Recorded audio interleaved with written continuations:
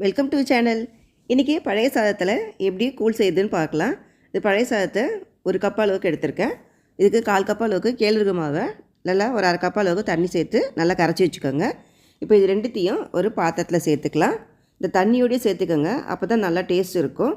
அதில் இருக்க தண்ணிக்கு ஏற்ற மாதிரி நம்ம இந்த மாவை கரைச்சி வச்சுக்கணும். இப்போ ரெண்டுத்தையும் போட்டாச்சு.